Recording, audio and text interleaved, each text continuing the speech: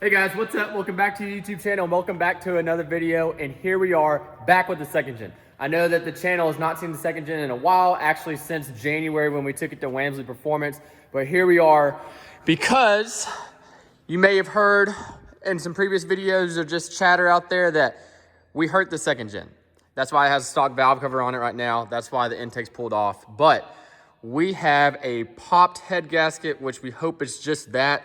Hopefully around 5 or 6 cylinder. We took it out one night, really leaned on it, 4th gear boosted launches, and then the coolant temperature spiked. The only thing hotter than coolant in the engine is oil. So that tells me head gasket, and then we took the beans valve cover off. You can see over here, we have it laying. We have a nice mixture. So that does not look good, does not look fun. But at this point, it's damage control. We are going to get the head pulled off. I got a buddy coming over with a cherry picker to lift it off, but it is what it is. There's only one way to fix it, and that's to get to work. So here we are with second gen content. We are back on this. So we're gonna set you up on a time lapse. Not gonna really cover very much in-depth stuff. Just really want to get this kind of all torn down, and very curious to see what it looks like once we pull the head off and look down the cylinders and everything. This is the first time cracking the engine open like this. It is a D&J engine. It's their HP Reman Extreme, which is now, I think, their heavy hauler engine. It has a stage 2 head on it. It is O-ringed. With it blowing out a head gasket like this, I may go ahead and look at trying to send the head off to cut a fire ring groove in it and firing the head instead of O-ring it.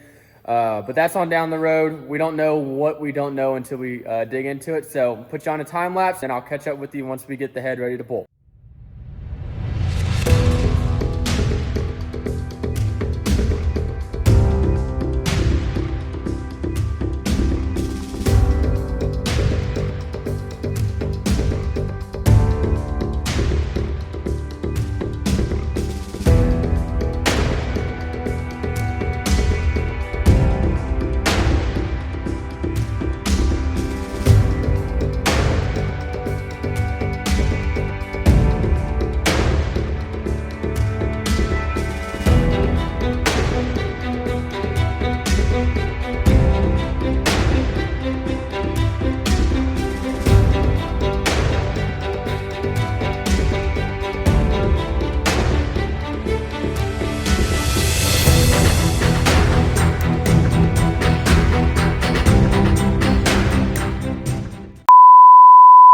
guys, so I wanted to give you a little bit of a damage report to the second gen. It's sitting behind me, and if you look up underneath here, we got a ton of oil underneath the truck right here. If we go back to the rear axle, we got a lot of oil down there, and that is because we popped the head gasket.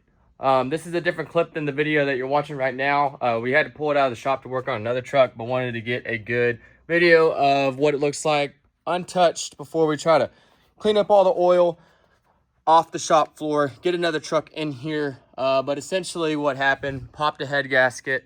She's hurt right now. We got a factory valve cover on there. The beans is kind of difficult to get on and off, so just wanted something easy. And then we pulled off the top radiator hose to make sure we didn't have oil in the coolant. So we just have coolant in the oil. Typical head gasket issues. Called D&J, they sent out another one for us. And there's really nothing to it but to do it, rip the head off, put the new head gasket on, all that fun stuff. But mechanically right now, there's nothing wrong with the truck. Glad it's nothing in the bottom end, or we didn't drop a valve seat, anything like that. The truck will crank, and it'll run under no load. Here's our crankcase vent hose right here. It's ran all the way down there to the frame. Well, when the coolant started to mix with oil level rose, and there's nowhere else to go but through that hose right there. Thankfully, I didn't have a catch can on there and it pressurized the block, or I would have blown out the seals in the engine, and that would have been no fun at all. So essentially all I did was just spray out on the ground. You can actually see up there on the road outside the house where it's spraying oil, coolant mix, right? Here is all the oil, and it got slung because that was blowing out that hose right there, right here on the front drive shaft, which slung it all the way down the length of the truck. I'm trying to roll under here and not get covered. And it carried all the way down to our rear axle, which has oil right there. So we got a nice coat of anti-rust, but the problem is there's dusty roads here, and dirt is gonna stick really bad. So gotta get a good way of cleaning up all this. But this is what it looks like under the truck. Checked everywhere, and essentially that's where I was blowing out of. I did have a Gatorade bottle there that had a tiny bit of oil in there, residual basically from the fresh engine start, and then that was my catch can. Well, we don't have that anymore. So it slipped through the zip tie, and we lost it somewhere down there on the road, but that is essentially what we're taking a look at right now. So really there's nothing more to it but to start wrenching, but just wanted to give y'all a quick little view of what we're seeing underneath the truck, how much oil actually did come out of the vent hose, and where it is all sitting here on the shop floor. Lost some more out there, so pretty sure that our oil level is overfilled because I was coolant in it. So that's a little backstory on the truck. Kind of sad to see, but things happen. Not every gasket's made the same. The one that's in the truck right now could have been made on a Friday. Hopefully the one I got is made on Monday. You know what I mean? All right, guys, so we found a good little stopping point. We'll catch you up to speed, what you saw on the time lapse. Turbo's off, left the oil feed, oil drain on it. You can see it over here, sitting there. We got the intake horn off, got all the intercooler boots kind of stripped down right here, and then you got your radiator pipe across here done. And then we have our coolant hose unbolted from our coolant bypass, and then we still have the valve cover on right now, protecting everything in the valve train. We went ahead and took off our throttle control body right here, and then next thing we're gonna do is start breaking fuel lines free, and then pulling them down from back behind the VP44. And then from there, that is it. We're gonna pull the head with this on it, that on it. We're gonna pull the head with the manifold on it. No real reason to pop everything off when it's just a head gasket underneath. So we're gonna go ahead and start on the fuel side, and then we're gonna start breaking these ARP 625s loose. And then I have a fire punk lifting bracket over here. It's actually what we installed the engine with. This will just bolt into where the valve cover bolts go. We'll stick it on there and then lift up. But here's some more parts. Tripod. Honestly, not bad. The way I built the truck is supposed to be easy to tear all this stuff apart, easy to get to, way better than factory. So We're gonna go ahead and put you on another time lapse of getting everything stripped down, the fuel side off, and we'll catch up with you after that.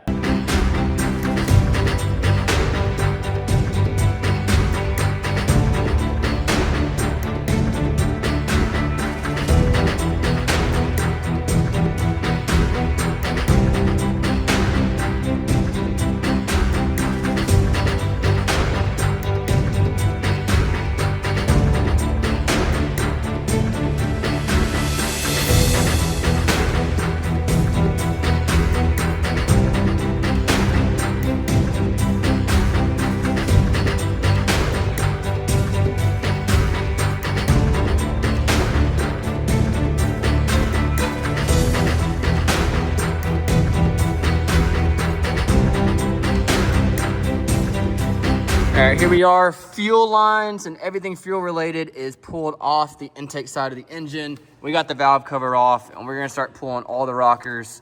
We got our compartment so we can set everything in, and then we start busting all these ARP 625s loose, and that will complete the teardown, put you back up on the tripod, and go from there.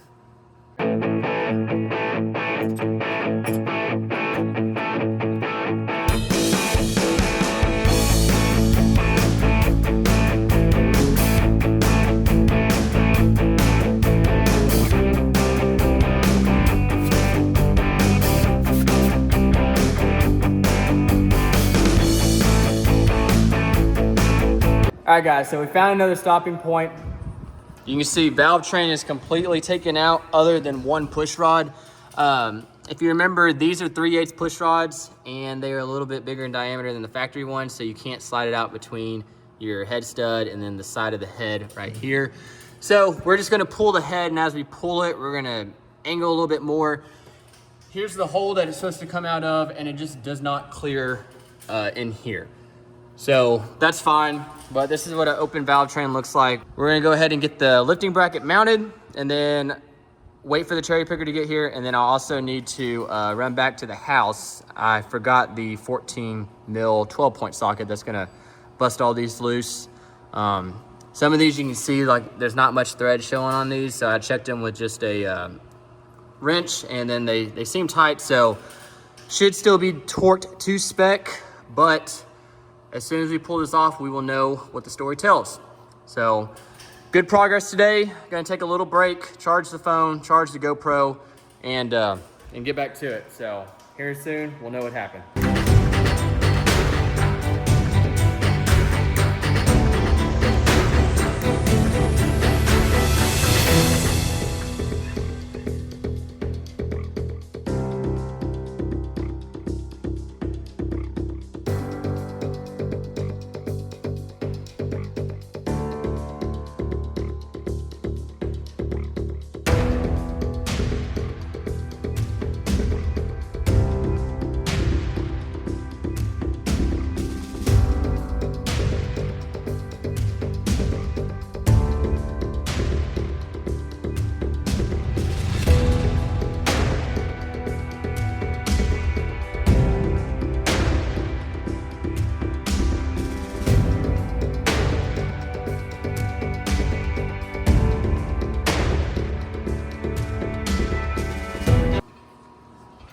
All right, guys, so as you saw on the last time lapse, we did go ahead and pull the injectors out. So it's been a long time since you've seen it, but 24 valves have injector hold downs, and then you can use the valve cover bolt to pull them out, and they just pop out. But we got the cherry picker here, right here. Nice little setup, and we got all the nuts off the studs. We're gonna go ahead and back out the studs, and that'll be the last thing we do, and then we're gonna lift this head. But quick little update, just wanted to let you know that we did go ahead and pull the injectors to make it a little bit easier, and we can set the head flat on a surface because it may go ahead and get sent off to get fire ringed all in the head, where there's some setups that you can do half in the block, half in the head, but I don't want to pull the engine for that, so we're gonna go ahead, get these studs out of here, and reveal what the damage is.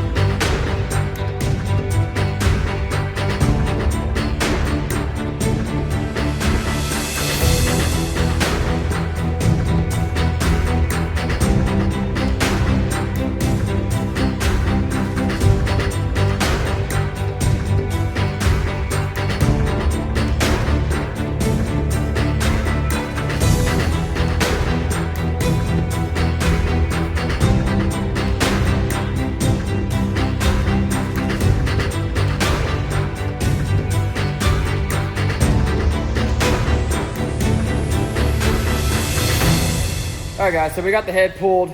Baxter's looking at it, but after a lot of investigation, there is no clear-cut sign of the head gasket failing. It's over here.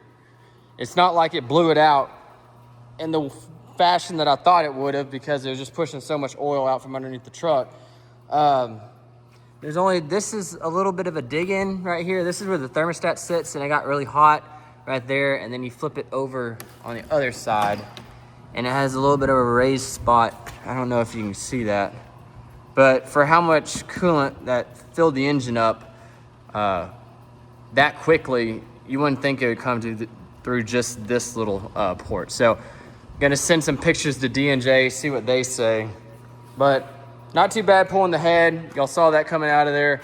Block looks good. I'll hop up in there, but here it is. Anyone that owns a Cummins truck and you need the engine pulled, go ahead and invest in this. Makes it 10 times easier. But underside of the head. Took pictures of this as well for D&J to look at, but there's no telltale sign like I thought there would be. Getting up here on top of the truck, I went ahead and sprayed down the surface, the deck surface, with some anti-rust agent from Hot Shots. But here's the cross hatching in the cylinder walls. Looks good. Let me get a flashlight for you so you can see better. And then go. It's kind of coated with that stuff, but yeah, you can see in there. But even on here, there's no hairline fractures, no hairline cracks in the block. But right now, so we're still looking through it, but this is what it looks like. And we're gonna check the freeze plugs, see if there's anything else on the top side of the head that we have issues with. But we will report back once we do some more digging and see what we have.